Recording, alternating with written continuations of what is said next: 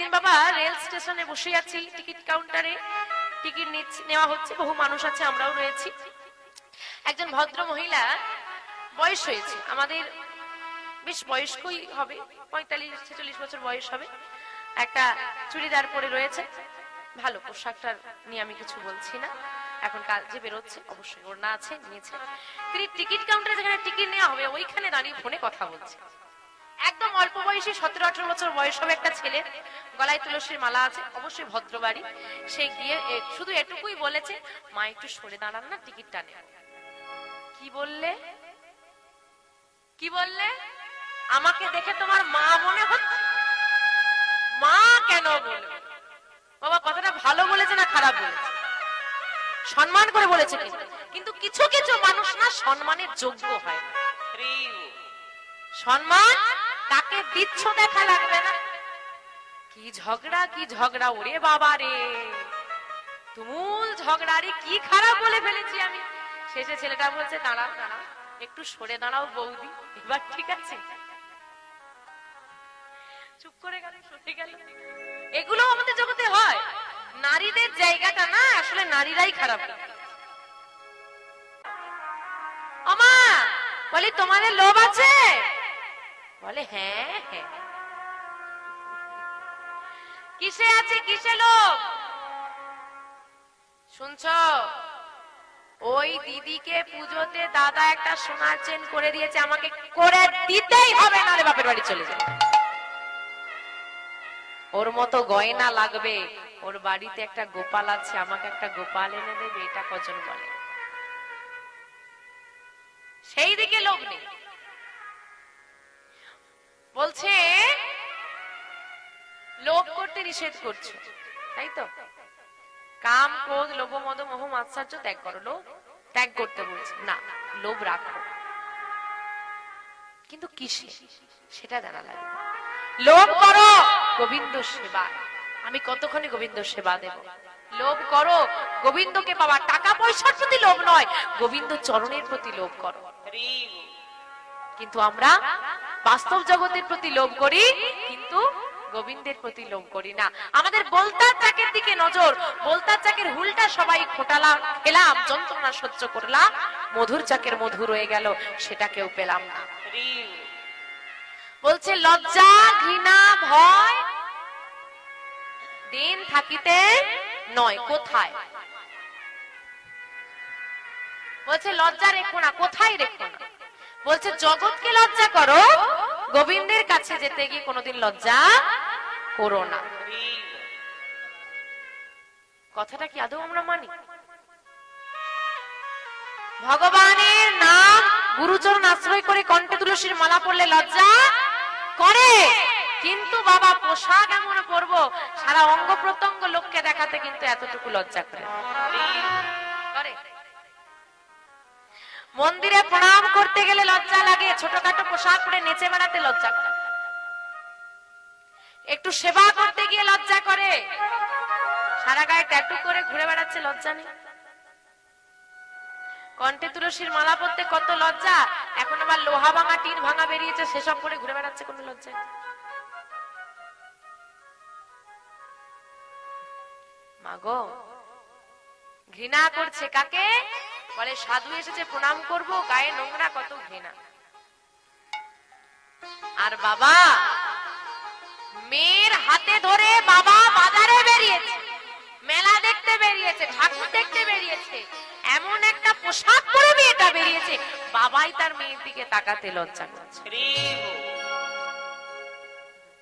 মামা এখন সমাজটা কেমন হয়ে গেছে জানেন? বাচ্চাগুলো যখন ছোট ছোট বাচ্চা থাকে দেখবেন, সে বড়দের জামা কাপড় পরবে, পরে না? বাচ্চাগুলো পরে যাবে, সে বড় বড় জামা কাপড় পরে ঘুরে বেড়াবে, পরে হ্যাঁ কিনা মামা? পরে না বড়দের জামা কাপড়, আর যত বড় হয় তত অন্নপ্রাশনের জামা কাপড় গুলো টেনে টেনে পরতে ইচ্ছে করে, বলে হবে না তবুও পরবো, ছোট হবে তবুও পরবো, ওটাই ভালো লাগে। এই তো সমাজ। আর কোন দিকে মানে কোন দিকে তুমি যাবে, কোন দিকটা ঠিক, কাকে তুমি সম্মান করবে, বোঝা বড় মুশকিল। শোনো, বৃন্দাবনে কৃষ্ণ নামে একটা ছেলে আছে, তারা 24 জন সখা, তারাও গরু চড়ায়, তারা শুধু গরু চড়ায় না, কটা গরু চড়ায়? কৃষ্ণের কটা গরু ছিল? কৃষ্ণের কটা গাভী ছিল? 9 লক্ষ ধেনু। 9 লক্ষ ধেনু, বাপরে! তারা যমুনা থেকে জল পান করে শুধু গরু চড়ায় না, কাজও করে, আবার খেলাও খেলে। তারা কি খেলে? নিত্য বিনোদ খেলা। নিত্য মানে প্রতিদিন, বিনোদ মানে নতুন, প্রতিদিন নতুন নতুন খেলা খেলে। সবার খাবার তারা ভাগ করে খায়। আবার জানো, যদি কারো গাভী হারিয়ে যায় তাকে খুঁজতে লাগে না। কেন খুঁজতে লাগে না? কৃষ্ণের হাতে একটা বাঁশি আছে, ওটা বাজালেই গাভী আপনা ফিরে আসে। আপনার মাথায় এই কথাগুলো শুনে কি এলো বলতে পারবো না। ছোট্ট বিহারীর ছোট্ট মাথায় একটা কথা ঢুকে গেল, কম গরু চড়ালে কম মাইনে, আর বেশি গরু চড়ালে বেশি মাইনে। এখন তাড়াতাড়ি মায়ের অভাবটা দূর করতে হবে। এদিকে আমি একা চড়াই, ওরা 24 জন, আমি গেলে হয়ে যাবে 25 জন।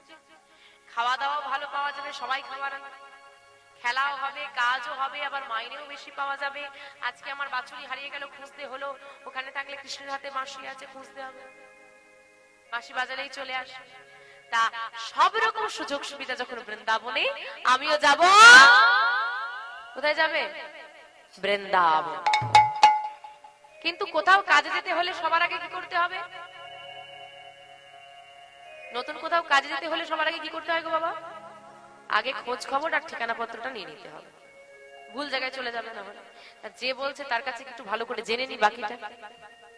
ওই পাঠক ঠাকুরের কাছে এসে বলছে, ঠাকুর শোনো, এই যে তুমি এতক্ষণ যে কৃষ্ণের কথা বলছিলে না, ওই যে 24 জন শাখা 9 লক্ষ ধেনু, ওই কৃষ্ণ যে গরু চড়ায়, আমি গেলে কি আমাকে বন্ধু করে নেবে?